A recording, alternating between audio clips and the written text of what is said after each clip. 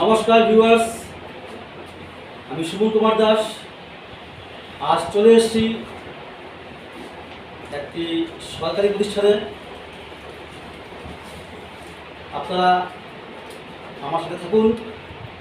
আর আজকে এমন এক পার্সোনালিটির সাথে কথা বলবো যে এই সরকারি প্রতিষ্ঠানের উনি দীর্ঘদিন কাটিয়ে দিয়েছে ওনার সার্ভিস লাইফ, এবং পুরোটাই সততার সহিত এবং সাকসেসফুলি উনি কমপ্লিট করেছেন।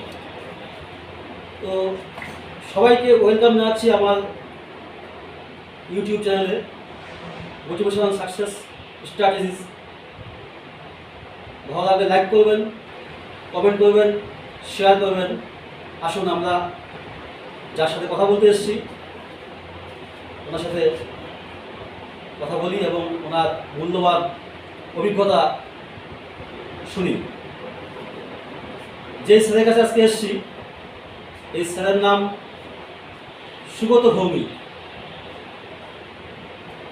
অনেক ব্যস্ততার মধ্যেও আজকে টাইম দিয়েছেন, তার জন্য স্যারকে অনেক ধন্যবাদ। স্যার নমস্কার। তো স্যার আজকে আমাদেরকে টাইম দেওয়ার জন্য আপনাকে অনেক অনেক ধন্যবাদ। আমি অনেক দিন ধরে দেখছি আপনি এই প্রতিষ্ঠানে আছেন এবং নিজের কার্য সম্পাদন করছেন খুব সাকসেসফুলি। তাই আপনার কাছে আসা, আপনি আপনার মাধ্যমে, আমাদের ইউটিউব চ্যানেলের মাধ্যমে আমাদের দেশে যে বেকার ছেলেগুলো আছে যারা চাকরি প্রার্থী, যাতে ওরা মোটিভেট হতে পারে, সেই উদ্দেশ্যে আপনার কাছে আসা। তো সেই উদ্দেশ্যে আমরা আমাদের চ্যানেল থেকে কিছু প্রশ্ন করব, আপনার কাছে শুনবো। প্রথমে সমস্ত শ্রোতা এবং যারা দেখছেন এই ইউটিউব চ্যানেল প্রত্যেককে আমার আন্তরিক অভিনন্দন এবং শুভেচ্ছা। সুমন আমার অত্যন্ত পরিচিত এবং আমার ভাইয়ের মতন, এবং আমাকে অনুরোধ করেছিল, আমি রাজি হয়েছি। তাই আজকে আমরা দুজনে একসঙ্গে মুখোমুখি বসেছি। বলুন স্যার, আপনার একটা প্রথম কোশ্চেন আমি করব। আপনি স্টুডেন্ট লাইফে অনেকে স্ট্রাগল করে থাকে, আবার অনেকে খুব স্মুথলি চলে। তো আপনার কি এরকম করে লাইফে স্ট্রাগল ছিল স্টুডেন্ট লাইফে? এই যে একটা সুন্দর প্রশ্ন। লোকে নানা রকম এই সমস্ত প্রশ্নের খুব ফেব্রিকেট করে উত্তর দেয়।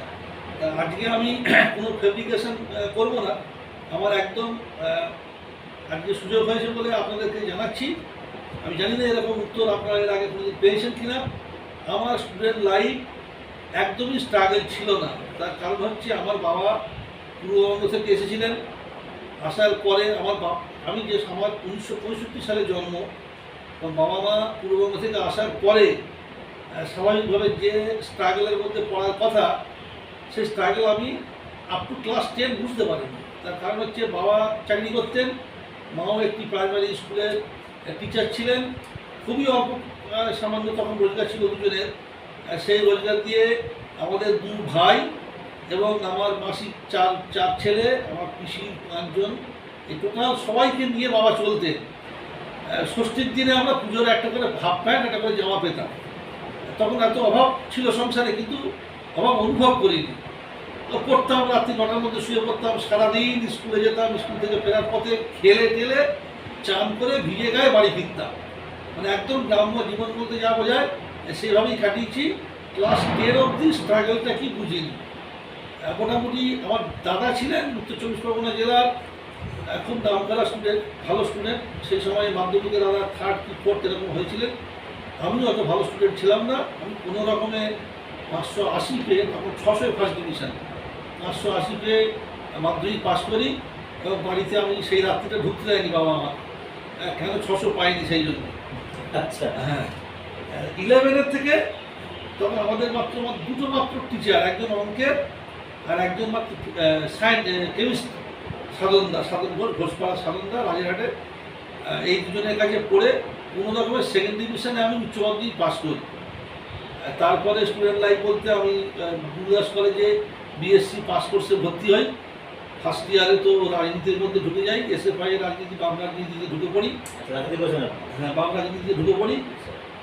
হঠাৎ একদিন আমাকে, আমি কলেজে যাওয়ার পথে এক ভদ্রলোক, অচেনা এক ভদ্রলোক দেবদূতের মতো আমাকে বললো, বাবা ওই বিএসসি পাস কোর্সে করে কী হবে, তুমি ডিপ্লোমা পাবো। আমি বললাম যে কাকু সেটা কী জিনিস?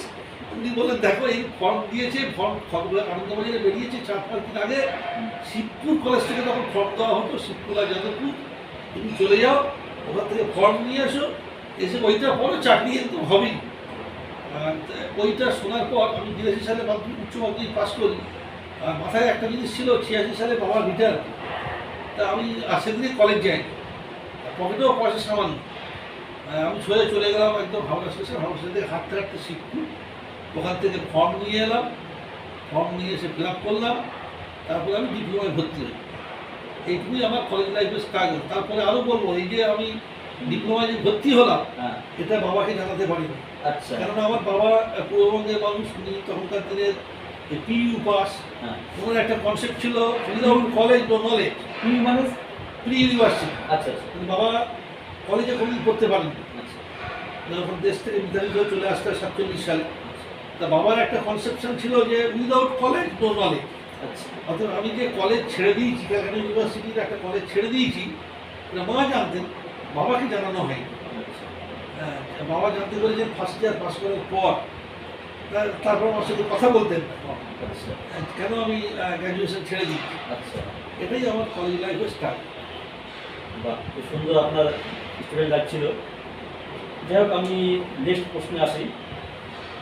স্যার, আপনি যে গভর্নমেন্ট সার্ভিস পেয়েছেন তার জন্য কতখানি পরিশ্রম আপনাকে করতে হয়েছে, এই আমার question, second question. Government service পাওয়ার জন্যে আমার খুব কনফিডেন্ট ছিল মানে তখন আমি রাজনীতি করছি, তারপরে আমি পাহাড়ে যেতাম, মানে যা কিছু আমি আসলে আমাদের না মাধ্যমিক পাস করার পর থেকে নিজের রোজগার নিজেকে করতে হতো। বাবা হাত খরচা দিতে পারতেন, দুজনেই চাকরি করতেন, বাবা কিন্তু হাত খরচা দিতে পারতেন না। কখনো কিছু পয়সা জমিয়ে সুপুরি কিনে বিক্রি করতাম, কখনো নারকেল কিনে, গ্রামে থাকে যা হয়, গ্রামে নারকেল কিনে বিক্রি করতাম, কখনো আম এক গাদা আম কিনে শহরে নিয়ে গিয়ে বিক্রি করতাম। ইট বালি পাথর সিমেন্ট না, ইট বালি পাথর মিলে এগুলো সাপ্লাই করতাম, করে কিছু পয়সা জমিয়েছিলাম।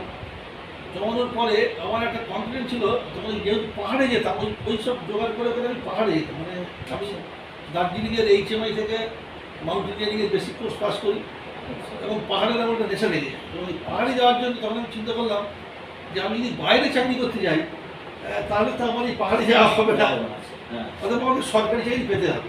এবং সরকারি চাকরি বলতে আমাকে কেন্দ্রীয় সরকারি চাকরি পেতে হবে। তার কারণ হচ্ছে, কেননা তখন কেন্দ্রীয় সরকারি চাকরিতে 30 দিনের স্পেশাল লিভ পাওয়া যেত, অনলি ফর মাউন্টেনিয়ারিং পারপাস। যারা মাউন্টেনিয়ারিংয়ের এক্সপিডিশনে যেত কেন্দ্রীয় সরকারি চাকরিতে, তাদের একটা স্পেশাল লিভ দেওয়া হয়। অর্থাৎ ওইটা আমার মাথার মধ্যে চেপে গেল। আমার সমস্ত বন্ধু বান্ধব যারা আমরা ডিপ্লোমা পাস করেছিলাম, তারা কেউ সব বাইরে চলে গেল, কেউ থাকলো। এবং যে আমার গাইড কাম মানে টিচার ছিল আমাদের থেকে, আমাদের কলেজের আমাদের ক্লাসের ফার্স্ট বয়, প্রশান্ত ভট্টাচার্য, ও চলে গেল। আমাকে বললো, চল একটা চাকরি পেয়েছি প্রফেসে, নার্সিংয়ে জয়েন করতে হবে। তখনকার দিনে আমি এটা 87-এর কথা বলছি, 800 টাকা করে দেবে, চল যাই। আমি বললাম আমি যাবো না, আমি ঠিক দেবে চাকরি ঠিক পাবোই, বলেছিলাম। হ্যাঁ, কনফিডেন্স ছিল। এবং তখন তো এত কোচিং ছিল না, যে এখন যেন রাইস মাইস নানা রকম ইনস্টিটিউশন হয়েছে, ছিল না। তখন ওই কিছু পরীক্ষার বই বেরিয়েছিল, ওই খান্না এইসব বই টই এনে পড়া শুরু করলাম। তার সঙ্গে সঙ্গে ওইসব কাজগুলো করছিলাম। কলকাতার রাস্তায় 2-3 বছর ট্যাক্সিও চালিয়েছি, আমি কলকাতার রাস্তায় ট্যাক্সি চালিয়েছি। তার সঙ্গে প্রিপারেশন নিয়েছি রেলের সরকারি চাকরি পরীক্ষার জন্যে। আপনারা আমাদের সময় 25 বছর বয়সে সরকারি চাকরি শেষ পরীক্ষা ছিল, পর 10 এর। তা যখন আমি লাস্ট পরীক্ষা 14 নম্বর পরীক্ষা দিচ্ছি, তখন আমার 25 বছর বয়স। তখন সেই পরীক্ষা আমি ইন্টারভিউ পাস করি।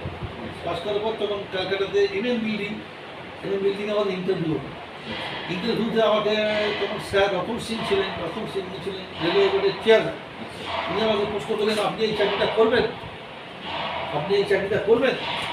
আমি বললাম, স্যার এটা না করে তোমার উপায় নেই, কেন আমার বাবা রিটায়ার করে গেছে, আমাকে এটা করতেই হবে স্যার। তো খুব কঠিন চাকরি, রেলের ড্রাইভারের চাকরি খুব কঠিন চাকরি। স্যার আমার তো কোনো উপায় নেই, আমার বয়সও শেষ, বাবাও রিটায়ার করে গেছে। তো তখন উনি আমাকে খুব সহৃদয়ভাবে বলেছিলেন যে তোমাকে আর ইন্টারভিউ কি দেবো। উনি 3-4টে প্রশ্ন করেছিলেন যে তুমি এর আগে কোথায় চাকরি করেছো, আমি বললাম যে আমি এরকম একটা জিটিআর বলে একটা কোম্পানি, রঞ্জন ফ্যান তারা বানায়, সিলিং ফ্যান, তারা রেডিও সাপ্লাই দেয়, কোন জায়গায় চাকরি করে স্যার। বলো যে ফ্যানে কত রকম বিয়ারিং লাগে। আমি বললাম স্যার ফ্যানে দু রকম বিয়ারিং লাগে, আর তখনকার দিনে এখানে একটা বিয়ারিং হতো নিচে, একটা উপরে হতো বুশ সিস্টেম। ফলাফল কিন্তু স্যাটিসফাইড হলে আর একটা প্রশ্ন করলেন, সেটাও সঠিকভাবে বললাম। তো উনি আমাকে সাহস দিয়ে বললেন তুমি যাও বাইরে গিয়ে বাথরুমে মুখে চোখে জল দাও, দিয়ে তুমি প্রিপারেশন দাও। এর পরের পরীক্ষাটা খুব কঠিন পরীক্ষা, সেটা হচ্ছে সাইকোলজিক্যাল টেস্ট, যেটা শুধুমাত্র রেলের ড্রাইভারদের ক্ষেত্রে হয়, স্টেশন মাস্টারদের ক্ষেত্রে হয়। উনি আমাকে হিংসও দিয়ে দিলেন যে এইভাবে পরীক্ষা হবে। আমি প্রত্যেককে নমস্কার জানিয়ে বেরিয়ে আসি, এসে মুখ টুক ধুয়ে টুয়ে ফ্রেশ হয়ে নিজের মাইন্ড সেট করে এক জায়গায় বসি। বসার পরে সেই উনি যেরকম যেরকম গাইডলাইন দিয়েছিলেন সেইভাবে আমি সাইকোলজিক্যাল পরীক্ষা দিই, তখন আমি তাতে উত্তীর্ণ হই। আমাদের 300 জনের মধ্যে আমি 36 নম্বর আমার নাম ছিল সেই প্যানেলে। আমি রেলের চাকরি পাই ইন দ্য ইয়ার 1988। কিন্তু আমাদের ওই প্যানেলের উপর একটা কেস হয়ে যায়। কেস হয়ে যাওয়ার পরে আলটিমেটলি আমরা জয়েন করি 1994 সালে। এটুকু আমার বিশ্বাস আছে যে কেউ যদি মনে দৃঢ়তা নিয়ে মনে করে যে আমি চাকরি পাবো, তাহলে চাকরি পরীক্ষা দিয়ে কেন্দ্রীয় সরকারি চাকরি এখনো অবধি পাওয়া যায়। খুব ভালো মেসেজ স্যার, এটা মানে দিলেন। তো আপনার স্টুডেন্ট লাইফের পরে চাকরি পাওয়ার আগে পর্যন্ত একটু স্ট্রাগল ছিল আপনার? হ্যাঁ, স্ট্রাগল ছিল বলতে তখন বাবা তো সবাইকে দিতেন। যে তখন ওই যে পুরোনো থেকে আসা, সবাইকে নিয়ে চলা, একটা সমাজ পদ্ধতি হিসেবে যে বাঙালরা মানে সবাই সবাই আমাদেরকে হেঁটো করে বলতো যে তোমরা তো বাঙাল, সেইটা মেনটেন করতে হতো। মানে আমি এরকম বলছি, তো আমি 12 ক্লাস অবধি পুজোর জামা কাপড় পেয়েছি ষষ্ঠীর দিন। মানে সব ভাইরা মানে বিশ্বত মাস্তুত ভাইরা যাই বলে তবে আমরা পেয়েছি।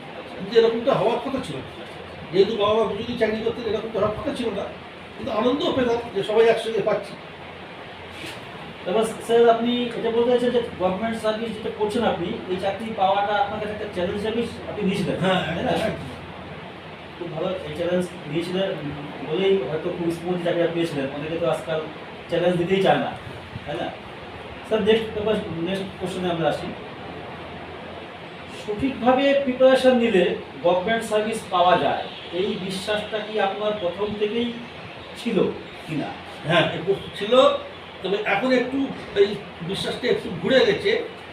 রাজ্য সরকার এটা হয়তো রাজনীতিভাবে কেউ নেবেন না, রাজনীতিগতভাবে এখনও অবধি কেন্দ্রীয় সরকারের চাকরি প্রিপারেশন নিলে পাওয়া যায়। কিন্তু যারা নানা রকম ঘটনা আমরা টিভিতে বা নানা রকম মিডিয়ায় দেখছি, রাজ্য সরকারের চাকরি পাবো না। আমি যেহেতু রাজ্য সরকারের চাকরি করি না, আমি বলতে পারবো না। কিন্তু কেন্দ্রীয় সরকারের চাকরি তৈরি হলে পরে, প্রিপারেশন নিলে পরে, যদি মনে জোর থাকে, স্বামীজি বলে গেছেন, পাওয়া যায়। আচ্ছা, খুব ভালো লাগলো শুনে। স্যার নেক্সট প্রশ্ন, গভর্নমেন্ট সার্ভিস পাওয়ার জন্য কনসিস্টেন্সি বজায় রেখে প্রতিনিয়ত প্রস্তুতি নেওয়ার প্রয়োজন আছে কি? একদম একদম। মানে যখন যখন কোনো মানুষ আগে ফার্স্ট নিজেকে ফোকাস করতে হবে যে আমি কি করব। আমি যদি প্রথমে যদি আমার ফোকাস মানে গোল ঠিক না থাকে, তাহলে আমি কিন্তু গোল করতে পারবো না। আমাকে আগে ঠিক করতে হবে যে আমি কি করব, আমি চাকরি করব না ব্যবসা করব, প্রাইভেট ফার্মে যাব না হায়ার স্টাডি করে, মানে কি সেক্টরে আমি যেতে চাইছি সেটাকে আগে নিজেকে ঠিক করতে হবে। এবং যদি আমি মনে করি যে আমি কেন্দ্রীয় সরকারের চাকরি করব বা কোনো সরকারি চাকরি করব, তাহলে তার যে মিনিমাম বেসিক লেভেল, ধরুন কোনো চাকরিতে গ্র্যাজুয়েশনটা হচ্ছে বেসিক লেভেল ঢোকার জন্য, বা মাধ্যমিক বা উচ্চ মাধ্যমিক, তাহলে ওই গ্র্যাজুয়েশনের আগে থেকেই চাকরির পড়াটায় 40% টাইম দিতে হবে। আমি যদি দিনে 6 ঘন্টা পড়ি, তাহলে 2.5 ঘন্টা পড়তে হবে চাকরির পড়া, আর 4.5 ঘন্টা বা 3.5 ঘন্টা পড়তে হবে আমার ওই গ্র্যাজুয়েশনটা পাস করার পর। এই হচ্ছে পলিসি ম্যাটার হতে হবে। তারপরে একটা কনসিস্টেন্সি বজায় রাখতে হবে। হ্যাঁ। তবে সে কি হবে, তো 3 বছরের গ্র্যাজুয়েশন, 3 বছরে সে কিন্তু চাকরির পরীক্ষার জন্য কিছুটা এগিয়ে যাবে। কারণ চাকরির পরীক্ষায় এই গ্র্যাজুয়েশনে তুমি কত পেয়েছো সেটা কেউ দেখবে না। চাকরির পরীক্ষা ক্র্যাক করতে পারলে তোমার চাকরি হয়ে যাবে। খুব ভালো লাগছে স্যার। নেক্সট প্রশ্ন আমার, যে নিউ জেনারেশন যারা ভাবে এখন আর গভর্নমেন্ট সার্ভিস পাওয়া যায় না, তাদের ভাবাটা কি ঠিক? একদমই ভুল। যে যার মনের ভেতরে নেগেটিভ ভাব থাকবে সে এটা ভাববে।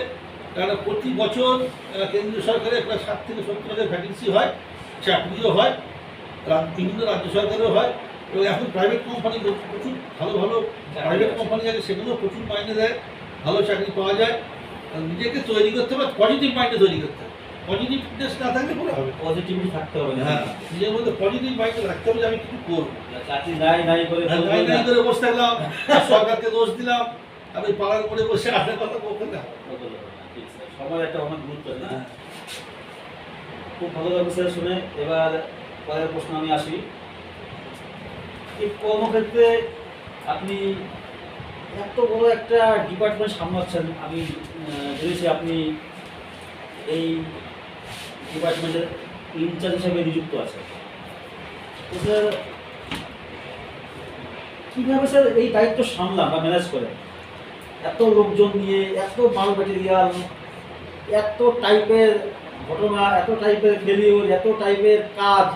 আমি শুনেছি আপনার আমাদের 5-8খানা সেকশন থেকে আপনার দায়িত্ব আছে। এই এতগুলো দায়িত্ব কীভাবে ম্যানেজ করেন আপনার কাছে? এটা একদম সঠিক কথা। আমাদের এই সেকশনের আন্ডারে 8টা সেকশন এবং এই ইএম ট্রেন চালানোর ব্যাপারে 8টা সেকশন নিয়ে খুব ভাইটাল। মানে যেমন ট্রাকশন মোটর, কম্প্রেসার, বিভিন্ন সেকশন। এর প্রথম কথা হচ্ছে বিশ্বাস করতে হবে, মানুষকে বিশ্বাস করতে হবে। মানে আমার নিচে যারা আছে তাদের উপর যদি আমার বিশ্বাস থাকে, আর তাদের সঙ্গে তাদের দুঃখ কষ্ট, তাদের সমস্যাটা বুঝতে হবে। তাদের ধরুন একটা লোক এসে আমাকে বললো যে অমুক জায়গায় এটা হয়েছে, এবার আমি যদি ঘরে বসে থাকি, আমি যদি তার সঙ্গে না যাই, তাহলে সে তো আমাকে তার সমব্যথী বলে মনেই করবে, মনে করবে না। তাহলে সে তার মনের কথাটা আমাকে বলবে না, তার এবং সে আমাকে বিপদে সাহায্য করবে, তাকে আমি রিলাই করতে পারি। এই যেরকম সুমন আমার কাছে এসেছি, আমরা আজকে সুমনের সঙ্গে ইন্টারভিউ করছি, সুমনের সঙ্গে আমার প্রথম ইন্টারাকশন প্রচণ্ড ঝগড়া। মানে সেটা একদম ভেরি ফার্স্টে সুমন আমাদের এখানে জয়েন করলো, আমি তখন সুমনকে বুঝে উঠতে পারিনি। এবার সুমনের একটা সমস্যা ছিল, কোনো একটা ঘটনা ঘটেছে, আমাদের মধ্যে খুব তর্ক বিতর্ক হয়েছে। এবার আমি সেই পরিস্থিতিতে সুমন আমার সঙ্গে কথা বলতে ইতস্তত করছে, তার দীর্ঘদিন 1 মাস 1.5 মাস ধরে। But I have to realise, আমি রিয়েলাইজ করলাম ও তো নতুন ছেলে, ও তো অনেক আমার থেকে বয়স অনেক ছোটো, অতএব ওর সঙ্গে আমাকে এগিয়ে যেতে হবে কথা বলতে, ওকে আমাকে সাহায্য করতে হবে, তবে তো আমাকে এগিয়ে আসবে। আর আজকে যেরকম আমি যদি 4 দিন 5 দিন নাও আসি, আমি সুমনকে হয়তো বললাম সুমন পরে ওইটা তো দেখে নিস, ও দেখে নেয়। এই যে জিনিসটা, অতএব বিশ্বাস করতে হবে, তাকে ভরসা করতে হবে, তার বিপদে তার সঙ্গে এগিয়েও যেতে হবে। এটাই হচ্ছে একমাত্র রেসিপি, যে কোনো অর্গানাইজেশন, ক্লাব বলুন, নিজের অফিস বলুন, সেটাকে চালিয়ে নিয়ে যাওয়া যায়। তার মানে আপনি বলতে চাইছেন যে যত উঁচু পোস্টে ওঠা হবে মানুষের, তত বেশি বাড়াতে হবে, সহ্য ক্ষমতা বাড়াতে হবে, সহ্য ক্ষমতা বাড়াতে হবে, আর রিলেশন তো বিল্ড করতে হবে। মেন।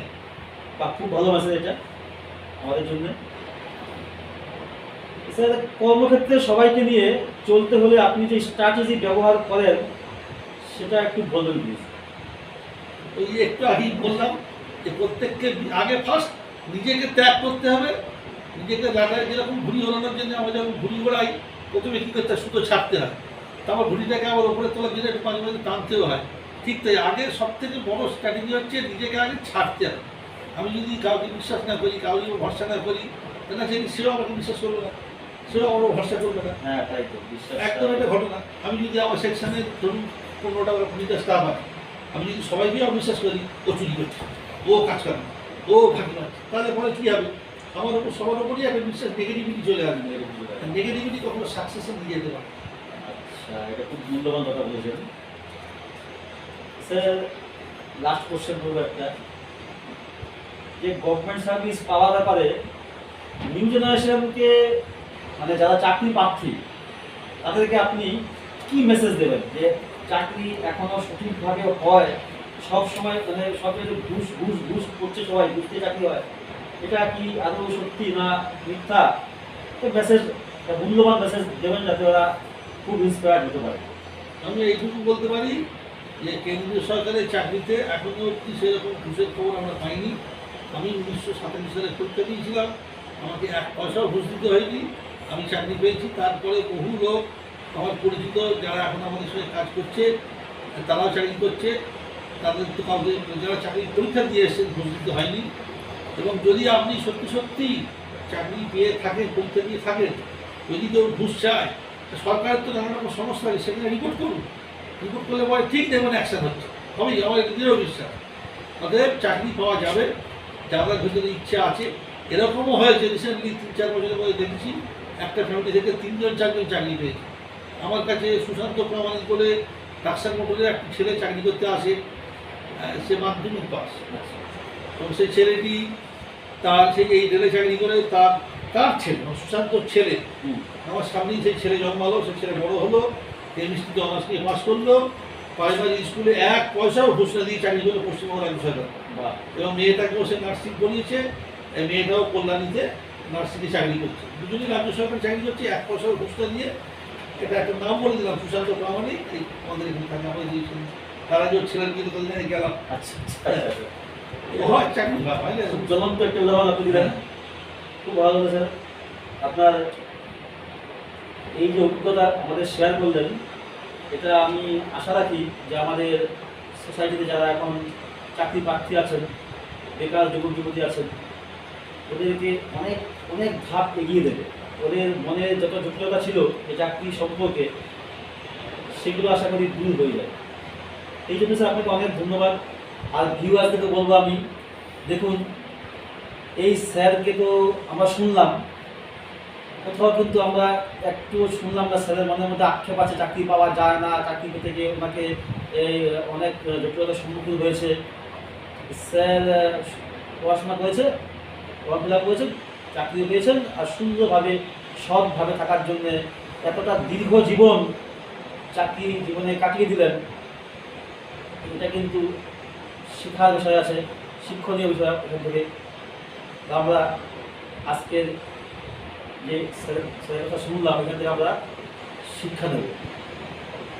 আর স্যারকে জানাবো অনেক অনেক ধন্যবাদ। আর স্যার আপনার মনে হয় রিটায়ারমেন্ট সামনে চলে এসছে নাকি? আর আপনার জন্য অনেক অনেক বুক ভরা ভালোবাসা রইল। আর ব্যক্তিগত জীবনে আপনি দেখে বোঝা যায় খুব সাকসেস। ভগবানের কাছে প্রার্থনা করবো যে আপনার রিটায়ারমেন্ট সুন্দরভাবে হয়ে যাক, আর তারপরে বাকি জীবনটা খুব সুন্দরভাবে হেসে খেলে কাটিয়ে দেবেন। এটা বলে আমি আপনাকে ধন্যবাদ জানাবো স্যার। আর যদি কিছু মেসেজ থাকে লাস্ট মুহূর্তে ভিউয়ার্সদের দেওয়ার জন্য দিতে পারেন। মেসেজ বলতে একটাই, যে তোমরা সবাই চেষ্টা করো। কেন্দ্রীয় সরকারের চাকরি খোলা আছে, এখানে 2 নম্বরের রাস্তা খুবই কম। সব জায়গাতেই কিছু তো বিপদ থাকেই। 100টা চাকরি বেরোলে হয়তো 2টো বা 3টে 4টে এদিক ওদিক যেতে পারে, কিন্তু 90% কেন্দ্রীয় সরকারের চাকরি আমরা যতটুকু আমরা ইনস্টিটিউট লেভেলে চাকরি করে যা দেখেছি পাওয়া যায় না, এ কথা ভুল। এই চাকরি পাওয়া যায় যদি প্রিপারেশন থাকে, মনে ইচ্ছে থাকে।